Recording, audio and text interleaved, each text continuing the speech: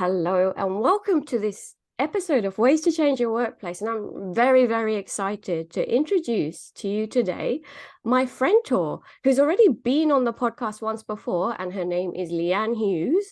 And Leanne, I'm going to describe you as the queen of facilitation. And Leanne's based in Queensland in Australia, but works globally. Leanne, welcome. How are you doing? Oh my gosh, I'm so good. Every time we have a chat, I love riffing ideas with you. And thank you so much for bringing me back onto the show. It's great to be here. My absolute pleasure. So today I'm going to be talking with Leanne about stamping out boring workshops. But Leanne, before we kick in, I'm going to do a bit of an official introduction to you for people who may not know you. So allow me. Leanne Hughes is a consultant, a speaker, and facilitator. She maximizes team potential by creating influential, contagious work experiences that scale across teams, functions, and regions, and the globe, I have to say. As a workshop designer and facilitator, Leanne combines her experience in marketing with her education and obsession with group dynamics and psychology to help leaders create engaging experiences. Now, the very exciting part as well, Leanne has distilled her knowledge and experience into a few things. One, the First Time Facilitator podcast, which I'm also on a couple of times. And now, drum roll, a book, which is called The 2-Hour Workshop Blueprint. Now, for people who are watching on YouTube, there's the book behind Leanne there. Leanne, welcome. And congratulations on the upcoming book. When is it going to be out? Approximately. Approximately end of June is what I'm aiming for. It really depends on how quick the formatting edits are coming back. And then I really want to turn it around quickly. The whole approach to this book has been about speed, to be honest. But I also want to release it on a date which has a 2 in the date. So any of the day starting with 2 or the 2nd of July, it has to be one of those because it is all about the 2-hour workshop. I love it. I love it. Cool. Well, Leanne, I've done a formal introduction to you, but I want to ask you, what do you do in your own words, and why do you do it? Yeah, I mean, everything that I do is really about maximizing potential and performance, but also having a good time while you do it. I think that's the best way. And it really comes back to my own way of working and scratching my own itch. If I have to get something done, often if I try to do it like the traditional way of like staring at a screen and sitting down and putting time to it, often things don't really break through for me. Often I get the best ideas and have execution when I make it fun for myself. I put myself in an environment which creates that, or I collaborate with people because they keep me honest as well. And that's interesting as a solopreneur. And I mean, like I said before, when writing the book, it was all about speed. So I guess for me, it's and this book and my whole philosophy around work is how can we maximize the best of the moments that we have together, because life is so short. Boom. Enough said there. 100% Leanne. Can I ask you what kind of projects are keeping you busy at the moment, or what kind of projects you have upcoming? Yeah. And so when you ask me what do I do, it's hard to define because as I'll explain some of the projects, they're actually really quite varied. Yeah. So more recently, actually, this is really quite fun. So my background is actually in marketing. And I haven't used that. I mean, I use that side of my brain for marketing stuff that I do, but never in a corporate setting. And I was brought in, I really recently collaborated with a fellow consultant on a rebranding project. And it was incredible to do that, just to get back into that mindset of what does it take to actually, create conversations and make a brand stand out. But also building connections within teams, culture work, much like you, Prina, and also change. And I mean, workshops really, it's all about change and transformation. I see a workshop as like one part of an intervention. So yeah, running a lot of different sessions. I've got one coming up, which is called the Trust Trap. And it's one that I've never done before publicly, but I've been thinking about this concept of bringing yourself to work and how truthful is that? Do we really want people to be themselves at work? So just, unpacking that. So lots of fun projects. That's why I decided to be a solopreneur, so that I'm not sort of, I don't have to focus in on one thing, which is counterintuitive to a lot of business advice. I hear you. Exactly the same. It's the variety and just the excitement of all of the different things. Now, Leanne, your book, 2-Hour Workshop Blueprint, what inspired you to write it? inspired me really from an itch from people. So I've done 200 podcast episodes, but I've never done a podcast. And I think it's really difficult to do a podcast which covers like what is the end-to-end process of designing a workshop and making it so that you kind of reduce the overthinking, reduce the overwhelm. You can follow a clear path. Yeah. There's a lot of philosophies I talk about in my podcast, but none of them have been articulated in a way. And I thought a book is like, it's like a one-stop shop for the information that you have. So Yes. again, like a lot of people saying, hey, how do I run a workshop? So this is it. And a lot of the workshops that people are asking me about, but they're not asking about how do I run a 2-day conference. They're asking about, hey, I've been asked to present this concept. So it's really helping more so experts, content experts, subject matter experts turn what they've already got inside their head into an engaging workshop experience in hopefully the simplest way, but also, yeah, keeping it practical. That's so cool. And yeah, Leanne, so I've been an early reader of your book and, you know, tested out the blueprint itself many a time, by the way. And the blueprint, so while it is called a 2-hour workshop blueprint, I myself have used it for a whole day workshop. But I've used it in the sense of chunking the 2 hours, you know, times 3. I love that. Yeah, and that really works. Cool. Good to know. Not just for 2 hours, by the way. You can extend it if you wish. If you are reading the book and you want to apply the learning, I highly recommend that. You'll get so much from it. So Leanne, you've written this book and no doubt you have attended many a workshop by others. And, you know, in your corporate days as well, back in the day when you were not a facilitator, you've probably sat in on a number of training sessions also. I want to ask you, what are some common mistakes that workshop facilitators make that lead to boring workshops? Oh, I mean, I'd love to hear your thoughts on this as well. I mean, Yep. I think that, I mean, and all these are mistakes that I made. And then basically, maybe the book is written for like a younger version of Leanne. So the first thing would be focus on the endless focus on content and information, because I thought information equals value and I want to be valuable when I'm up there and put a lot of pressure on myself. And I think that is a mistake. So rather than, this is the thing, we are in an information age. Yeah. I mean, if you Google leadership, if you Google culture, like how to build a culture, like it's really overwhelming, the information that we get. Yeah. So really it's about cutting out a lot of the information and giving people a clear result and driving them to that result. So the problem I made was that someone asked me to do a workshop, I'd hop onto Google, I'd search for it, I'd cut and paste all the information into a PowerPoint, I'd rearrange a PowerPoint, add some funny memes and videos, and there we go. That was my process. But now what I talk about is actually, you know, thinking about the question and the result and what is most useful for the group and designing for that experience as well.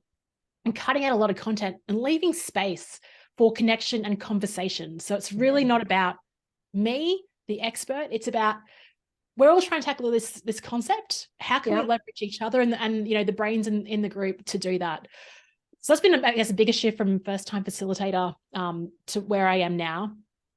I think, and that leads to sort of over-design. And I don't know if you did this in your younger years, but my agendas were like, if the workshop started at 11, it'd be 11:01, do this, 11:03, like detail. And like no space for, and of course, like things happen in workshops, conversations, a question might inspire, you know, and so being a bit loose as well. Did you find that? Absolutely so, but that's so anti anything that, you know, the people in the HR profession or learning and development profession work on, because we like control. There's this big element of control, and time equals control, managing time and having a wonderful running sheet, Leanne. The other thing I found, and, you know, over my career as well, and talking to past Prina, like, no, past Prina, I've got many no's for her. Common mistakes. A lot of my government clients, I will say, and so a lot of private organizations as well, when people deliver training, they feel like they have to prove it with, here's a proven study, here's a case study, here's that, here's this, you know. So you're proving your worth as a facilitator.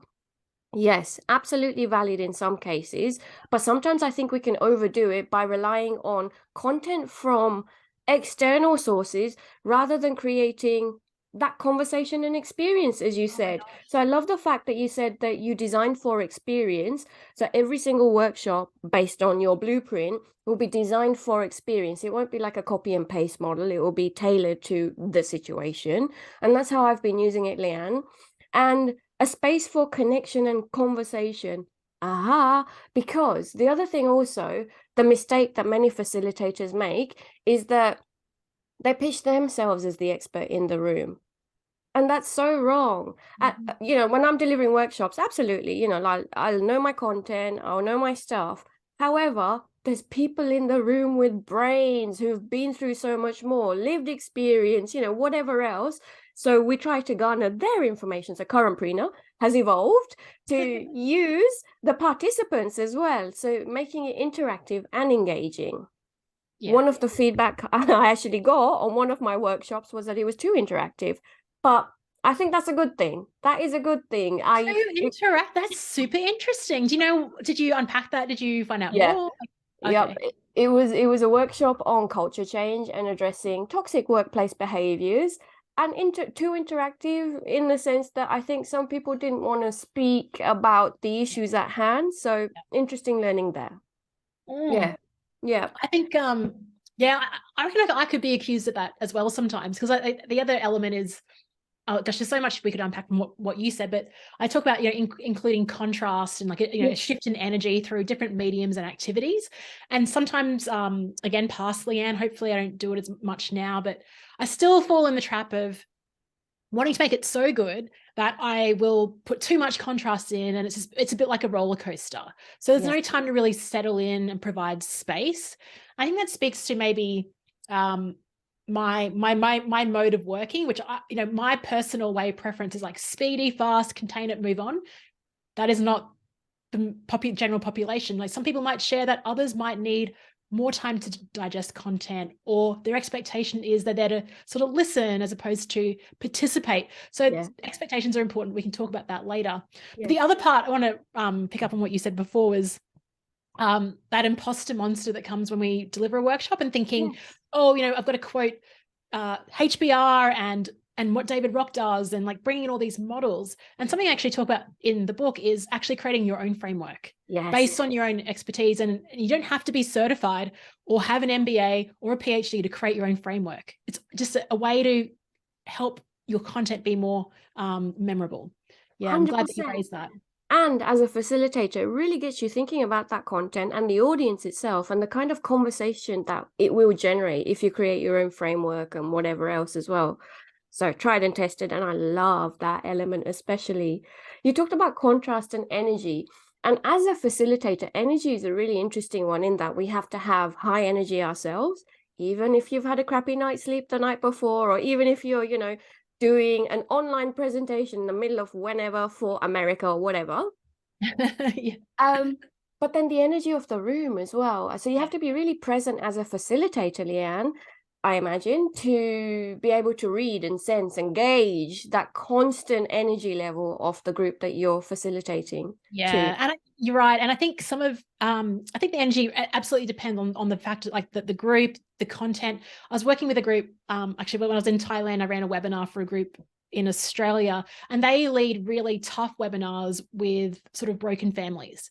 And so for them, the energy that they create is not high energy, but it's calm energy in terms of, but also focused and interested and present. I think that's what you're referring to, is like that, just having that grounded presence to be able to create that space. So yeah, it is. And it's all about, you're right, like I have to run presentations sometimes like in the evening or very early on, and I've got to be excited about it. Most of my sessions are high energy. They're about positive type of topics, not what my clients were going through the other week. And you've really got to get yourself excited about delivering it, because if you're not excited about the topic, it will not translate, particularly over a virtual call. And I do see, I don't know if you see in corporate, you've got subject matter experts, and when they talk with passion, it just comes to life. When you have other people that are like been forced to run that presentation, you can tell. Absolutely. So another question for you, Leanne. How important is it to engage workshop participants from the outset? And what are some effective ways to do so? And I'm asking this especially because of, that feedback that I got that it was too interactive. I have ideas now, but your thoughts? Cool. Well, I'd love to hear your ideas. I think this is about setting expectations. And to engage with participants beforehand. Yes. Yeah, that's that. And so something I talk about in the book is called the power up stage. I've got the SPARK framework. P stands for power up. And there's two sections: that powering up yourself, which is what we spoke to before, like getting yourself, getting your game face on, but powering up your participants. And you don't have to wait for the workshop to start, as you said, to let that happen. So things that I've used in the past, which like they always seem to work because they build a level of familiarity. One is like, just, and I know you do this as well, like a pre-video. Yep. Like 90 seconds, like nothing. Just film it in front of my office. It's not fancy. Like just sharing, hey, this is what we're in for. Here are a few things. I'd love to see you with your camera on. Complete this quick question below so I can find out more about what drives your interest in this topic. And that's just, then you get that response. And then often when I get those survey responses, I call it the playback method. When we kick off the session, I'll be like, hey, here's what you said about the topic, right? And then I present my framework in response to what they've said. So you can tell you're listening to them as opposed to trying to assume what they're after. Perfect. Yeah. Is that what kind of things? Yeah. Absolutely. Yeah, exactly. So that the video introduction, sometimes, you have a podcast, I have a podcast. Sometimes I'll send, relevant podcasts as well on the topic material, which is really handy because it just sparks ideas or gets people thinking about my style and what I might bring to the facilitation session and the kind of questions I can ask and how they can be within the session as well. Because, once you get to know someone and their manner, it's just so much easier it's about building rapport. That's what I'm talking to, really. Yes. And even just a big smile, like when people arrive onto the Zoom call, and I've seen some people like they have a waiting room open, and when let's say their session starts at 10 a.m. and I'm talking virtual here. Yeah. They'll switch on the camera and they'll begin, as opposed to there's an opportunity like the 5 or 10 minutes before to start. And that's exactly what you do. So yeah, I've been on many a course by Leanne. I remember Virtually Possible and Booked Out Facilitator, amazing courses that Leanne runs for corporate people as well as entrepreneurs. So there's a mix of stuff that Leanne does. And each time you hold our virtual gatherings, you open the room 10 minutes earlier. And I just love those conversations. So we slowly warm into the session, don't we? Absolutely. Yeah. I mean, it's the same when you have people that come into your room, it's not like you ignore them and then you go, right, we're starting now because it's like top of the hour. You're having a coffee, you're relaxing in, like you're making them feel welcome. So yeah, all of those things are crucial when it comes to like, how do you get the engagement early? 100%. And so just a point to note there. So your 2-hour workshop blueprint book is applicable to face-to-face workshops as well as virtual, which I have applied also. So it's double use, which is excellent. And talking about virtual, Leanne, you are tech queen, like in my world. So what role does technology play in creating more dynamic and engaging workshops? We're talking virtual here. Yeah. Or hybrid. Yeah, I have a if technology and I were in a relationship, it would be it's interesting. What's the word that they use on Facebook? It's complicated. We have a complicated relationship because when webinars start, I'm like, I have to get all about the tech and like using the sound effects and bringing things in. But what I realized is that it was maybe a crutch for, you can really be effective without technology. Yeah. I do have a Zoom producer because what I struggle with personally on big webinars and calls is that I context switching. Like I want to be fully present, I want to read chat, but then I also have to figure out, I've got to press this button. That really kind of confuses me. So I learn, what my weaknesses are and then bring in help to compensate. But and this applies to both sessions, like even in face-to-face, I try to only add technology where I feel like I can't do it without technology. Like there's no way I can present this. And you and I have been in a session like with Alan Weiss where he can captivate a room for 2 days and he has like 2 flip charts. There's no Yes. Yep. And I feel like sometimes I think we can sometimes rely on tech going, okay, if I use this cool video or animation, it'll make the workshop better. But does it? So asking that question. Yeah. But I mean, I did run a conference in Malaysia, and on the first day we didn't use any interactive technology, and it was really hard to get interaction from the group. It was a big group, over 100 people. It was very formal, like in a ballroom, classroom style. I had no control over the environment. Second day, I'm like, let's bring in Slido. Let's see what happens. And this is a anonymous polling tool, and it was incredible, actually, the interaction. So that was when a situation where we really needed the tech to get the engagement, get some feedback. And those kind of tools are really good for when we are trying to create psychological safety. And, as a facilitator, it's all about creating the right environment for our participants to be able to contribute, those kind of tools really do help as well, don't they? So that you're talking from an online perspective. And then, in person, there could be different voting mechanisms and all sorts. So you can get as creative as you want. And I know that your book has lots of ideas within it as well in relation to that. Leanne, another question for you. How important is it to have a clear purpose and a desired outcome for a workshop? And how can facilitators ensure that participants are aligned with these goals? Oh, that's an amazing question. Yeah. So purpose is everything. I mean, Yep. the why, Simon Sinek, we kind of all know this, but the purpose really serves for me as the criteria. We talked before around content overwhelm. And Yes. so once you have purpose is your North Star. It's the destination you want to get to. And I use that as my criteria for, are these activities, are these conversations that I'm planning leading us there, or are we going like another route that's a detour? And in the concept of a short, punchy workshop, and mainly a lot of people are just super time poor and don't want maybe the detour. Yeah. That's my criteria for, is it leading me in the direction of what this result is? So I think the purpose for me, something I write about is creating like a workshop mini mission statement where you actually go, this workshop is for this group of people who need to know this, so that the result. Yeah.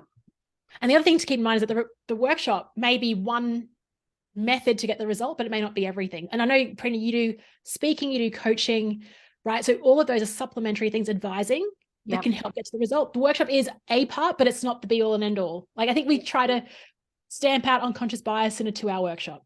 It's not going to happen. No way. It is not the fix. Yes. Not the fix. And in terms of the second part of the question, which I find fascinating, how do we know that participants are aligned? Yeah. That's so interesting, because often it's a client, someone that represents participants who will talk to us, and they give us an indication of what they think the group might need. So actually, I set off a speaking agreement to a client yesterday, and in the offer, I wrote, here are some things that I'll include for free. And one of them was, I'll interview 3 participants, a cross section of people that will be coming along to this webinar. So, and that's probably the reason how I can validate the purpose. Yes. Is to do that. Yeah. Actually, one more thing on that. Please. I was running a big conference a couple of weeks ago, and I wanted to do some cool things with that, but I needed employees to be part of it. Yep. And so I asked the client to ask a few employees to be part of it. And then she was getting like a round of these declines. And I'm like, what's going on here? Because I worked with this client before, and I'm like, I know that they're team, great culture, passionate people. And I said, look, I'm sensing that your people are really busy here. Like maybe they're stressed, like, because I'm a bit confused why this is happening. So that was an indicator. And she said, yeah, you're actually on the money. And so that really helped me inform my design on the day. And I actually brought in a really quick segment around doing things and being somewhere.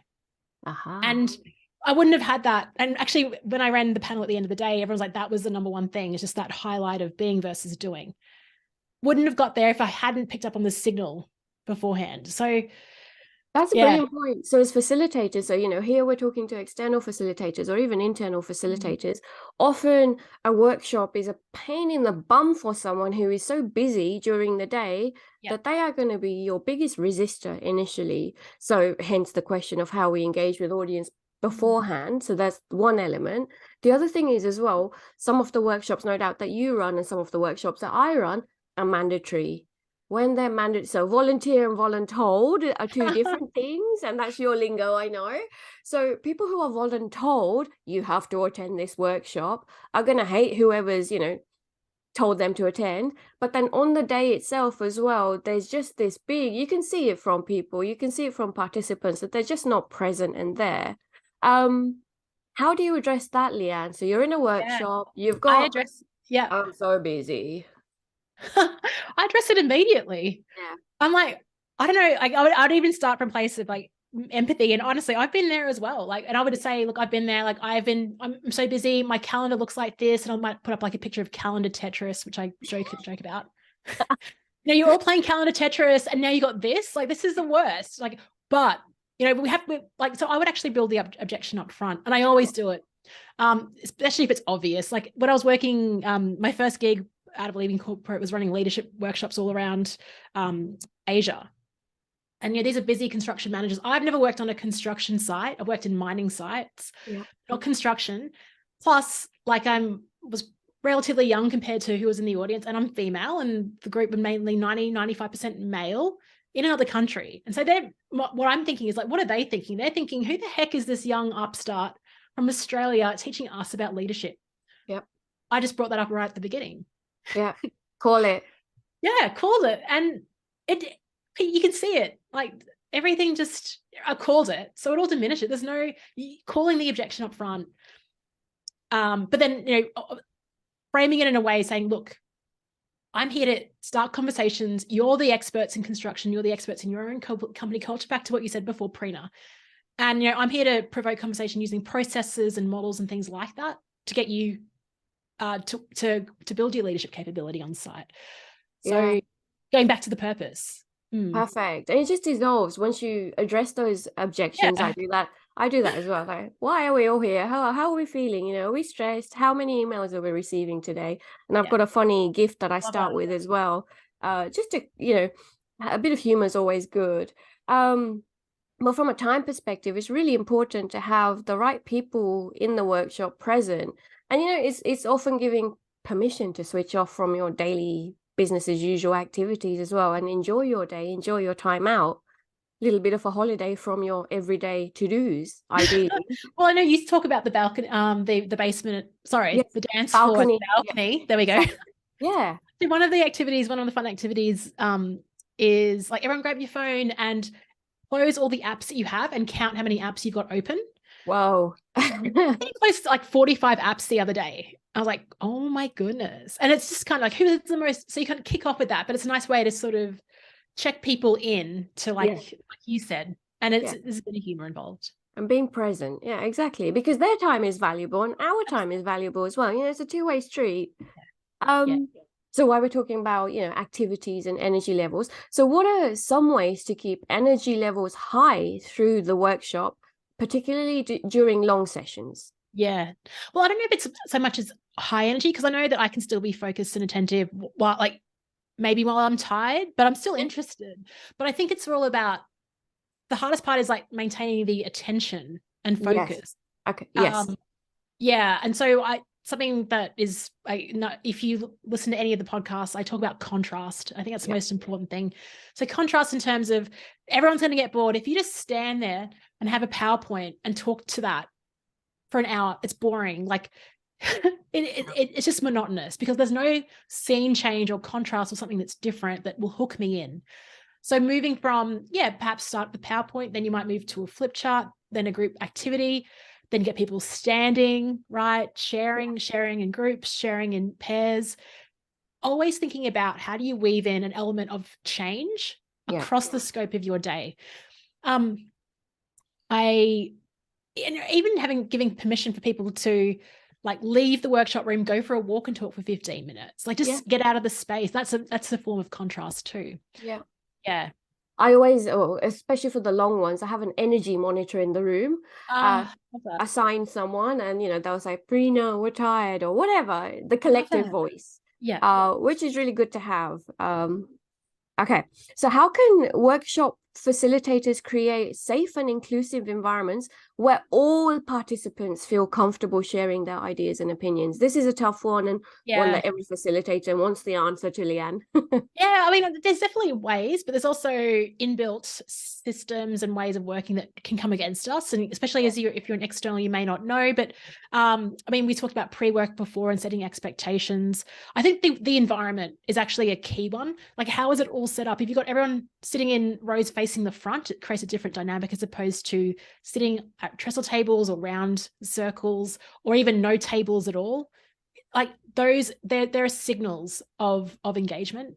Being wary of the status of people in the room. I've had groups where, and particularly in Asia, where when the country president was in the room, no one actually spoke. And then when he left, it was like, everyone was talking. So just being mindful of like the hierarchy that's within certain cultures or contexts of an environment. And in that situation, maybe there's things that I could have done and use that as I've actually used the status of someone in the room to be beneficial. Like when running a webinar, I had the highest status person within this government department. She joined the conversation early. So we kicked off, like we were just saying, how we organically have these conversations. Other people are joining, they're seeing she's engaging and on camera, right? So that signals to everyone else that, hey, this is how we're going to operate. So you can use that status to your, yeah. Also, something like a self-deprecating humor is always good. Like my handwriting is terrible, but I think it makes me more relatable, like just to bring down my own status to get that conversation. Something I'm very bad at, Prina, is someone will ask a question. I'm like, that's a great question, but I haven't said it to the other 17 questions that were asked. So every question is a good question. I'm just gonna be more mindful of that, because you know what I mean? Like if you say, oh, that's a great question, and then someone else asks a question, and you don't say it to them, maybe it doesn't bring that involvement. But I think, number one is like not making someone, not losing face. So if someone says something that might not be correct, or what you want to reinforce is like, how do you call that out in the right way or navigate that so it still remains safe to contribute? Now we are leading to what I call the positional power that a facilitator has. So whether you're a yoga teacher, whether you're, a facilitator like us, or whether you are a teacher at a school, you have power first and foremost. And we are very lucky and very privileged to have that power. We can potentially even abuse it or use it to the advantage of the group. So I love the way that you use the leader in the hierarchy to actually warm up the room, as people are coming into that Zoom call. One of the things that I do, especially, workplaces are hierarchical, let's be honest. That's why I left. Same. Right? But it's a reality, it's a fact. The workplaces are hierarchical, and I know you do a lot of teamwork, team development kind of facilitation, and as do I. When I do that, I always have an upfront agreement with the leader of the team to say, nah, you need to take that leadership hat off and you need to be a participant within the whole group. And for the leaders who trust me enough, I won't share the slides with you even, like, please trust me, it's going to be an amazing day. I will get the outcome that you want, but just join the ride with the rest of your team with me. So you are a virgin, so to speak, as well. That's great. And actually really good way to, the other thing I started to do on my, like, I don't know if you've got people maybe in HR that might be listening, but when HR, let's say we've got a pilot program and HR said, we're going to be observing at the back, I don't let them do that. So either you're in the room being a participant involved, or, you're not observing. Because that creates, like, the Hawthorne effect. Like people, if you've got someone in the room that's not part of it and they're just sitting there watching, that definitely, for me, that would have an impact. Yeah. So that's a lesson for me, actually. Yeah. Okay. Food for thought. Definitely so. Leanne, your book is very much about definitely designing a 2-hour workshop blueprint, but it's how you curate the session, really, don't you? I love the framework that you have. After the workshop or even during the workshop, Leanne, how can, you've answered this in one aspect with creating safety, but other ideas, how can workshop facilitators gather feedback from participants to continually improve their workshops and ensure that they're remaining engaging and effective, Leanne? Yeah, I think probably the biggest mistake we make is we try to get feedback after the workshop, and you've lost people. And I'm still not good enough with doing this during a session, particularly a webinar, is like dropping a link to feedback as we're going. Because as you said, when people arrive, like they've got so much going on in their day, and when they leave, same thing. Like they've got 200 emails to catch up on and meetings. So your biggest way of getting feedback is, as you progress, is actually checking in and not trying to interpret body language, which is something I learned from Mark Bowden. So actually asking, hey, like, how's this pace going? You've got your energy monitor there. Perfect. I love that idea. I'll have to incorporate that into my work. But I think so if you do, it's like something I talk about is the review stage in your workshop. And I give it a good chunk of a 2-hour workshop. I give it about 20 to 25 minutes of review. So reflection, but also, yeah, I know that surprised me actually, because I'm always running to the end, and I really want to get better at this, because I don't think we have, like, certainly in the workshops I facilitated, there's so much juice and information that it's like, but really it's the value of like, what are you going to do with this? What are you going to take with it? How do you bring it back into real life? Yes. But getting the feedback in the moment, because like the survey response rates once they leave are like dramatically low. Yeah. So yeah, but also I've had even because I run like these webinars for entrepreneurs, like after a session I might feel like, oh, I'm not too sure if that landed, so like I'll just WhatsApp like peers like yourself, friends that I can trust, that I value your feedback, I know of your experience, and I'll just check, and I know that you and other people can be honest, so it's actually finding people that you trust to provide that. At the same time, I know Alan Weiss says you don't get by, be intentional with who you get your feedback from. That too, pinch of Yeah. salt. Absolutely so. But I really like that you review the workshop. You review the workshop during the workshop. So 20 minutes. This is like, whoa, for me. Really Huge. good, Leanne. Because I'm also mindful, and like yourself, I'm really mindful about, yeah, you're gonna, impart wonderful knowledge with people, but then I don't want it to be a one-off kind of crappy workshop that someone forgets and they go back to their day and back to their stressy job or whatever. Whatever I do, and I know whatever you do, you've got a high ethical stance as well, Leanne, which is what I love about you. It needs to be sustainable, and I want people to pass it on because it's good stuff that we're doing. We want the world to be a better place. I want the workplace to be a better place. Yes. So it's about creating sustainability in a curated fashion, which is the way. And like I know it's a lot, but carving at that time within your workshop is actually a gift, as opposed to, hey, we're giving you more homework, you got to do this. It's like I always say it's a workshop, not a do this later shop. Like do the work in the workshop. Do it. Yes. Okay. Beautiful. What are some common myths about what makes a workshop successful, and how can we dispel them to create more effective learning experiences? I think we've pulled on a few of these levers in our conversation. I think the default would be like it's all about the content first. That's the common myth, and that's something that I've been brought up with, because that's the way you think it works. Like it's all about the information. But I mean, sure, in the 1980s it would have been different when there wasn't the internet, but not now. And I think the other myth is that a workshop or a presentation equals PowerPoint. Like, let's break that assumption. Who said? And it's something like, oh gosh, even working with a company, they have to do like a pitch, and they said, here's our pitch deck. It's like, why is a pitch? Why is there a connection between that and a PowerPoint? Like, stop it. Let's break it. That's part of the contrast, is even like by not using PowerPoint, you're a point of difference already. Yes. Right. But I mean, there is value in some aspects of PowerPoint, of course, and how you use it to improve the experience, but not just, let's break that assumption then. That's a real myth. 100%. I've got some other myths, and this is me getting on my high horse now. Been on a high horse. So a workshop is going to fix whatever problems we have. Let's bring Leanne in. Let's bring Prina in. No, as you said earlier, there's a whole raft of other interventions we can support with. A workshop ain't going to fix nothing overnight. No way. It's a long game, isn't it? Yeah, I'll stop there, Leanne. I had something else, but I can't remember. It's gone. I'll start to hear it when you find it. Yeah, I'll message you. Leanne, I've got one final question for you. So this podcast is called Ways to Change Your Workplace. Leanne Hughes, if I was to give you a magic wand, what is one way that you would change the way of the workplace?